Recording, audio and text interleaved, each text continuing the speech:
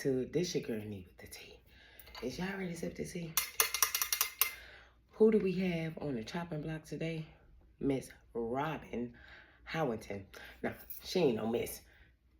Robin Howington, okay? Before I get in my feelings, I want y'all to check this out because, I mean, 5-year-old daughter, beautiful little girl, rest in peace, gone behind Listen, y'all check this out. This is the sentencing. And then we gonna come back and get her mama's reaction. You get my shirt? All right, let's check this out. Tennessee versus Robin Howington finally goes to trial with new charges, including making a false report and attempted evidence tampering. The trial ultimately came down to dueling narratives about what really happened to Destiny, and it would be up to the jury to decide which version of events they believed. State has the burden of proof. For that reason, you will always hear first from the state. General Ammons, you are recognized on behalf of the state for your opening statement. Thank you, Your Honor. September the 14th, 2019. Destiny Oliver is 5 years old.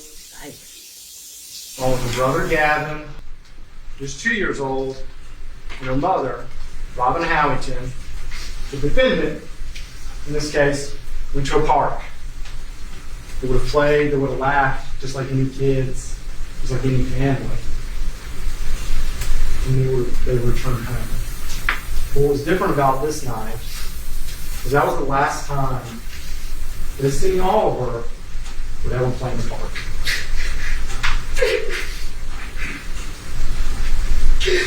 That's what this case is about. That 5-year-old little girl, her life far too short, one person's deceit, lies, and deception to cover up their crime, their negligence. And the person's the defendant, Robin Howington. In their opening statement, the state presented doorbell camera footage showing Robin arriving home with her 2 kids at 8:42 p.m. 4 minutes later, a man briefly entered the house for 63 seconds before leaving. Police later questioned him but cleared him of any involvement in the homicide. By the time Robin stepped out to move her car and returned at 8:50 p.m., only she and her children were inside. 3 minutes later, she made the 911 call. The state presented its case as straightforward. Destiny Oliver was dead, and because of Robin's lies and deceptive behavior, the exact details remain unclear. But they believed one thing was certain: Robin's reckless actions led to her daughter's death, and her attempts to cover it up proved she had something to hide. The defense, though, took a different approach. Attorney Michael Whalen focused on 3 main arguments. First, he claimed it was Robin's 2-year-old son who accidentally shot Destiny, alleging the toddler climbed this stool, grabbed a loaded gun from this top shelf, and fired the fatal shot. Second, he argued that Robin shouldn't be held fully accountable for negligence due to her mental health issues.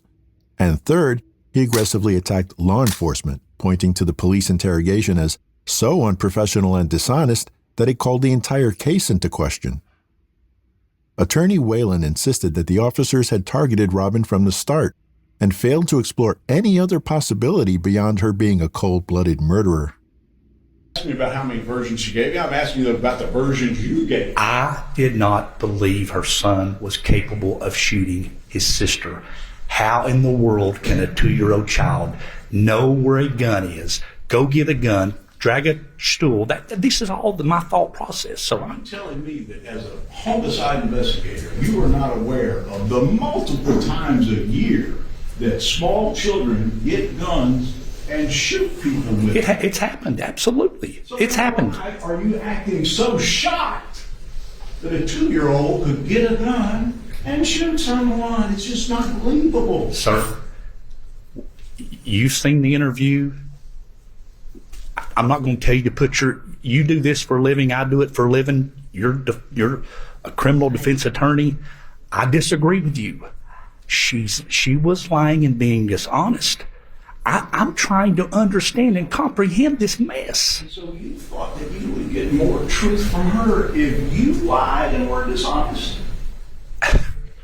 Sir, I don't know that I lied to her. I disagree with you. That's misrepresentation of my words. You told her the couch was too high for him to be able to do Okay, I did say that. And now, you did. And now you say I'm just- it didn't happen. It's a normal couch. For conversation, I'm going to agree with you because it's going to be an argument.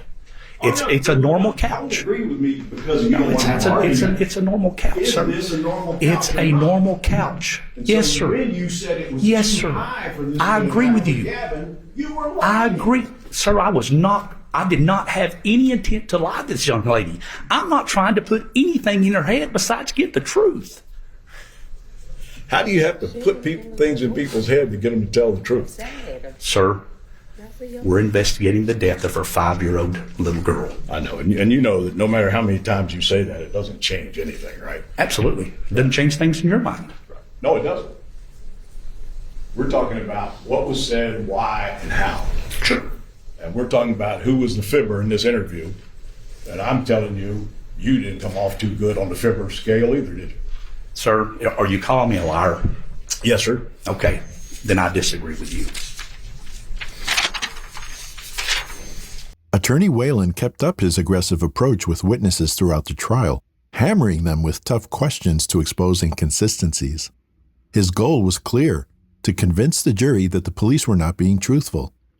If Whalen could get the jury to question the officer's honesty, it could weaken the prosecution's case, possibly leading to a lighter sentence for Robin, or even an acquittal. Do you recall making that statement? Correct. And the statement that you made was, I'm going to be straight with you. I feel like it's her dad. And I feel like you don't want to tell us that. I feel like he's pissed off about all this stuff that's going on. You won't let him see her. She's scared of him. I feel like he came in here pissed off and he did it. And you're scared to say something because it's going to be the same thing that's been going on down in the past. I feel like that's what happened. You don't want to say it because you're scared. That's what you said, right? Correct. Read that next statement that Mr. Riddle made in your presence. I think you are too. I think he's hit the nail on the head. I don't think he intended to kill the little girl. I think he was going to shoot and scare. So, that's you laying out that Antoine did it. Mr. Riddle here saying, oh, you hit it right on the nail. I think that's what happened too. And that's when the attitude changed from yelling and screaming, and it's shortly after that that you decided what all you need, honey, is this, and you give her a hug. Right? No, All you need. sir, again, from the onset, when I dealt with her, my concern was you need someone here with you. At the beginning of the interview, when I come in the room, I told her I've checked on Gavin. I've tried to call somebody to be here with you. She says the only person I know is my mom. So from the onset, even though you're trying to play like it's not, I was concerned with her having someone there with her. I understand all of that. That's not what I'm asking you, officer. Here's the thing. You're saying you are only concerned about Miss Howington's well-being and that she has somebody there to support her. And then you watch Riddle lose his mind and yell and scream at her. Did you ever stop and say, oh, whoa, hang on there, Riddle. Let's talk a minute. Did you ever say that? No. You didn't care. And then you... I'm sorry, sir, I don't think you can tell me what I thought at that moment. How many times did you say to her, you don't care? You can't tell me what I thought at that moment, sir. I can tell you what you said. How about that? What did I say at that moment, sir? You don't care. I don't think you care. You said that I didn't care about what Investigator Riddle was doing, and you can't tell me how I felt about Investigator Riddle. I'm saying you didn't have any problem with telling her that she didn't care about her 5-year-old being dead, but you didn't bother to tell him, hey, Riddle, back up a minute. Her actions were showing that she was only worried about herself and that phone. Okay, so we have clarified that you believe that that was perfectly good conduct on Riddle's part. Did I say that, sir? Did I say that, sir? You just said it was her actions that brought all that on. No, sir, I did not say that. Those are your words you just said. I just said, Tell me. what I said is that she was more worried about herself and that phone. She wasn't worried about her 5-year-old. I never said anything about what Investigator Riddle did or how I felt about it. You just told the grieving mother that she was more concerned about her phone than her dead 5-year-old. What does the evidence show, sir? I'm asking you what. I'm asking you, what does the evidence show? She was more worried about that phone. She tried to give a phone to a random stranger in the restroom, then break it, and then put water on it. You're more concerned about that phone and the contents of that phone than you are about making sure we find out who killed your daughter. I don't know how else you can look at that. Well, can you understand how she might not think you give a damn about her daughter when you yell and scream at her in the interview room? I never yelled and screamed No, at you her, did, sir. but you think it's okay because you think that her conduct deserved that. Sir, for the fourth time, Phone in the sink. Let him answer the for the question. fourth time, I've told you I didn't yell at her, and I didn't say that it was okay to yell at You her. didn't stop it either, did you? I said what she had showed us was that she was more worried about that phone. And at that point, the most important thing that night was a dead 5-year-old. We ain't the dope police. We the murder police. We worry about dead bodies. I don't care if she had sold dope to everybody in Knoxville in that phone. That was not my concern. My concern was why a little girl was dead and why we weren't getting answers from the only witness. That was my concern that night. One of the key witnesses was a crime lab technician, and he dropped a bombshell that grabbed the jury's attention. Gunshot residue was found not only on Robin Howington's clothing, but also on her 2-year-old son's. As the tension in the courtroom escalated, more witnesses testified before the state rested its case. Then, in a bold move, the defense put Robin Howington on the stand. Mr. Whalen, you are recognized on behalf of the defense. Thank you, Your Honor. Who would call Robin Howington, Your Honor? Ms. Howington, come around, please.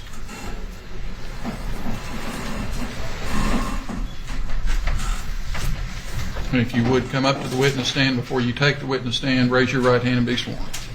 You solemnly swear or affirm the testimony you're about to give to be the truth, the whole truth, and nothing but the truth, so help you God. Yes, Your Honor. Have a seat, adjust the microphone so that you can speak directly into it. Ms. Howington, you're going to want your water. Please, thank you.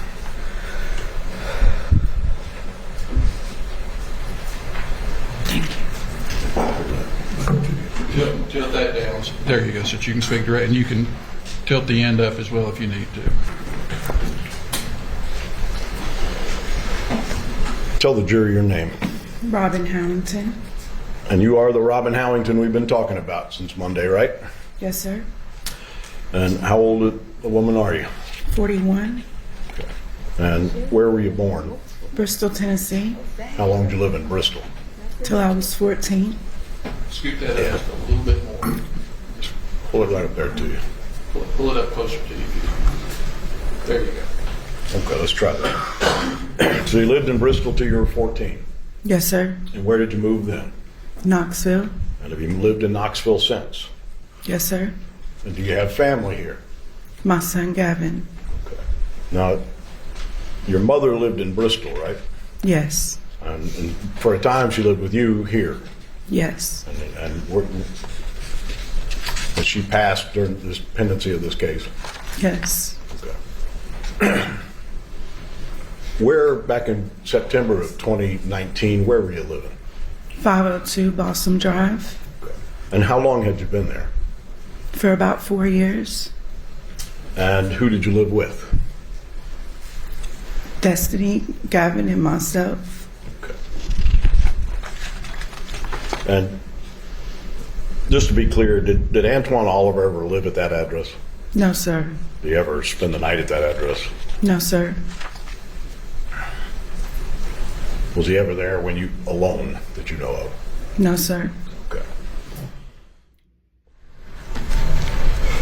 And so when you got home from the park, what did you do?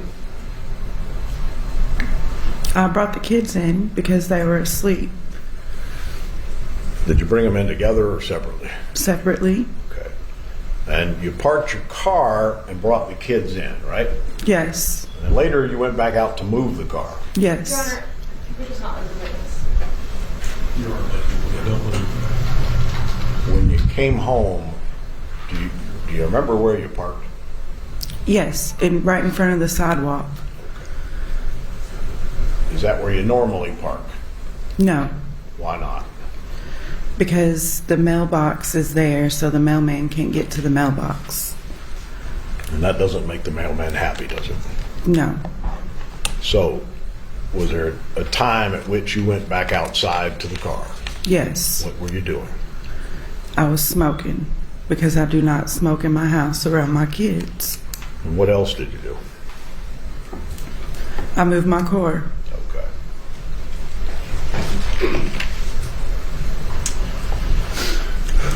And you've seen that video from the neighbor's porch, right? Yes, sir. If you hadn't seen that video, would you have known any of those times?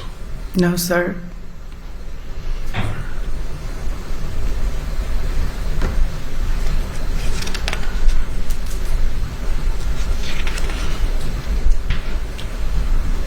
And after you get the kids inside, there's a fellow that comes to your door and he's there for 63 seconds or so, right? Yes.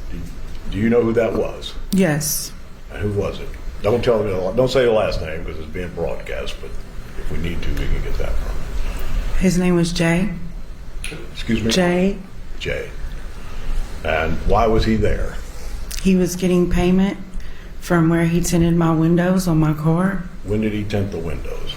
the day before And why didn't you pay him on Friday? because there was bubbles in the tint, and I wanted to know if they were going to go away or not. And did he come and fix that, or did he just? No, I didn't pay him as much as he originally asked me to. So after you got through dealing with Jay, what happened? What did you do? I made sure the kids was okay, and I went outside to smoke and move my car. When you came back from moving the car, what did you do? I was walking up to my house, and it's a glass door, and I seen a flash of light go off.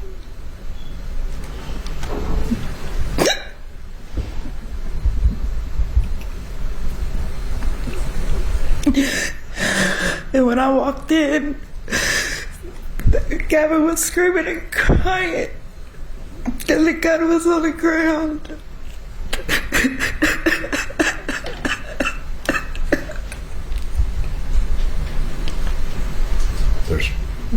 There's some tissues up there in that box.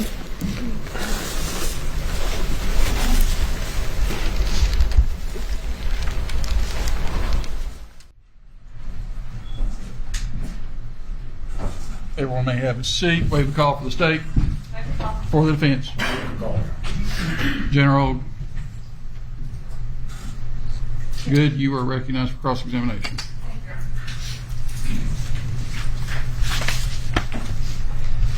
Okay, Miss Howington, so we're gonna get into the story that you've told for the first time today here in just a minute. But before we get into that, I want to back up, okay? Yes, ma'am. I want to take you back to the very first story that you told to the 911 caller. When you called 911, talk about that. Yes, ma'am. You initially said that it was an unknown black male. Is that correct? Yes, ma'am. You said that that black male had essentially broken into your home, correct? Yes, ma'am. And that black male who you'd never seen a day before in your life shot your daughter in cold blood right in front of you. Is that correct? Yes. You said that Gavin was in the room. Is that right? Yes, ma'am. And you said that when this unknown black male who drove a black, what you believed to be Chrysler 300, you recall telling me? Yes, ma'am. Okay. You said that he looked at you and his eyes got really big and that he just ran out. Is that right? Yes, ma'am. Okay, so that was your initial story to 911 when you first called, correct? Yes. Okay, let's talk about the 911 call. You just testified that you are walking up into your house and you see the gun go off when Gavin shoots Destiny. Is that what you just testified to? Yes. And you've seen the video, the surveillance video from your neighbor's house. Yes. Have you not? You've seen that you enter your home at 8:50. Correct. Correct? And now you know that the 911 call was not placed until over 3 minutes later at 8:53:53. Is that correct? Yes. So you go back in your home after seeing your daughter get shot by your 2-year-old son, according to you today, and you wait almost 4 minutes to call 911. Is that your testimony? I had to find my phone. It had fell in between the cushions in the other living room. Okay. So you see Gavin get shot, you call 911 4 minutes later. But again, you don't tell any of this to the police initially, do you? No, ma'am. You blame it on some stranger that you've never seen before in your life that came in and shot your 5-year-old in cold blood. That was your story initially. An unidentified person, yes. To protect my Unidentified son. black male is what you said, is it not? Yes, ma'am. In a black Chrysler 300, you were pretty specific about that, right? Yes, ma'am. You said that he wasn't wearing a hat, Yes, ma'am. that he was a little bit darker complexion than Officer Wardlaw. You actually you described it even to that extent, correct? Clarified. Now we're on to the interview with Officer Wardlaw. We were talking about the 911 call. We could break that up so she knows what she's being asked. All right, we'll rephrase the question. At some point in time, did you later describe him as being darker than Officer Wardlaw? Yes. All right, Okay. ask your next question. All right, so that's 911. So police get on scene. Judge, that's not 911. She says Okay, 911. I apologize. Rephrase your question. Going back to immediately after the 911 call was placed. Police arrive on scene about 3 minutes after the call is initially placed. Is that correct? I assume. You've seen the videos. Yes. Okay. And you said just now that you didn't even realize that Officer Cummings had taken Destiny outside until the trial today. Is that correct? That's what you just Yes. testified to? But Yes. that's not true today. He testified on Tuesday. Okay. We need to. if we're gonna- Until the trial, her testimony was she didn't realize that Officer Cummings had taken Destiny out. Is that an accurate statement? Yes. All right, ask your next question. And so at 8:56:42, so within about 30 seconds of Officer Cummings arriving, you were on your phone trying to call Callie. Yes. Is that why you didn't pay attention to the fact that he was taking your daughter outside? No. But again, your daughter's outside at some point and you don't even know she's out there. You don't even know that the police officer has taken your daughter that's been shot outside. I had went out there and asked if she was okay and if Gavin was okay. That was also on the video that you just spoke of. Okay, but again, Ms. Allington, you just testified that you didn't realize that Destiny had been taken outside because you were tending to Gavin. Was that not your testimony just Yes. now? Okay, so you knew where Gavin was, Yes. according to your own statement just now. But you didn't know that the officer had taken Destiny outside to wait for the ambulance. Until the trial, you didn't know that. No. But you were on your phone trying to call Callie. If that's what it says, then yes. I went out there and they told me to step back, that they were doing everything that they possibly could. Okay. So let's talk about when you meet Officer Riddle for the first time at your house before you are taken to UT Hospital, okay? You once again make a claim that it is an unknown individual, an unknown male, broke into your house and shot your daughter in cold blood, didn't you? Yes, to protect my son, I sure did. Okay. You didn't say anything about the gun being outside at that point, did you? No. Again, you're sticking with the story that it's this unknown man. So to the police officers, they think that there is a murderer on the loose based on your statement, correct? Yes. And that statement that you made was made prior to you ever talking to a law enforcement officer that night. Yes. So you are the one that put this idea that this was a murder in the investigator's head, correct? That's what you want to say, yes. Well, ma'am, it's not my words, okay? Are you the one that told police officers that someone had came in and murdered your child? Yes. And so that is the reason that these officers treated this as a murder investigation, is it not? Yes, but I was trying to protect my son at any cost. Okay. Do you initially remember telling officers that you had no idea that there was even a gun outside of your house? Do you recall that? I will continue to say the same thing, ma'am. I was trying to protect my son, and you just can't accept that this was an accident. You just can't accept it. Ma'am, listen, my question was, you initially told the officers that you had no idea about a gun outside of your house, didn't you?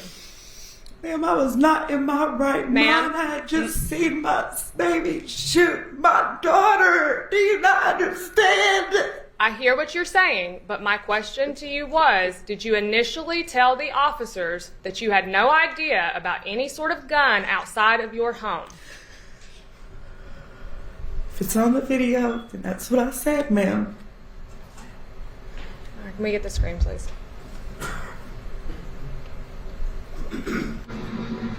Yes, it was. So again, right here, you tell the officers that you don't have a gun, right? Yes, ma'am. You tell the officers that it would surprise you if a gun was found outside your home, correct? Yes, ma'am. But seeing as how you were the one that put the gun out there, that's not true, is it? I was trying to protect my son. I was not in my right mind. And at that time, you had also asked multiple people to go and pick up that gun, had you not?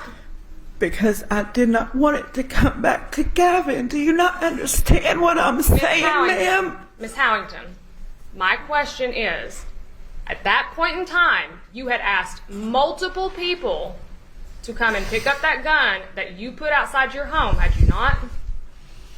To protect Gavin. Maybe it's a yes or a no. Had you asked multiple people to get that gun from outside your house, yes or no? Yes, ma'am. Okay. Now she may explain her answer, Judge, when she's answering this. I think she has, but if you want to, again, explain your reasoning for doing so. I was trying to protect my son, and nobody wants to accept that. What would you do? Can I? After 5 days of testimony, the jury entered their chambers to decide Robin Howington's fate. The prosecution pushed hard, asking for convictions on all charges, including felony murder, arguing that Robin was fully responsible for the outcome the night of. On the other hand, the defense argued for diminished responsibility, claiming the shooting was a tragic accident and Robin's actions afterward were driven by extreme distress. It took the jury less than 2 hours to return a verdict. Everyone may have a seat. Waive the call for the state or the defense. If you could pass the verdict form up here, please, Mr. Morgan.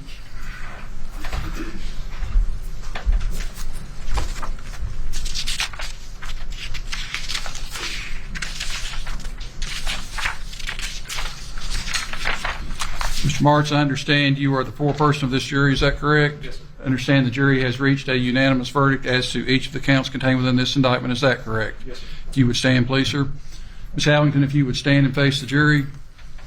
Mr. Martz, as to the first count of this indictment charging first-degree felony murder, has the jury reached a unanimous verdict? Yes, we have, Your Honor. And that verdict is what, please?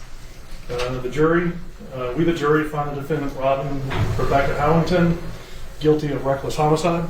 As to the second count, alleging aggravated child neglect, has the jury reached a unanimous verdict? Yes, sir. And that verdict is what, please? We, the jury, find the defendant, Robin Rebecca Howington, guilty of aggravated child neglect. What's up, YouTube? See, I was gonna mind my business, but being that it's on here, it's our business. What y'all think? Honestly, like, for me, how dare you? How dare you? And you done picked the baby daddy out the lineup, baby.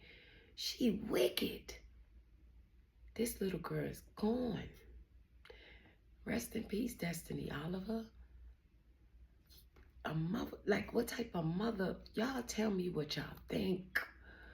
Because I feel bad. Before I get too deep, I'm gonna let y'all tell me what y'all think. Y'all tell me what y'all think in the comments. What would y'all do as a mother? Would you put your child in that situation? I know I wouldn't.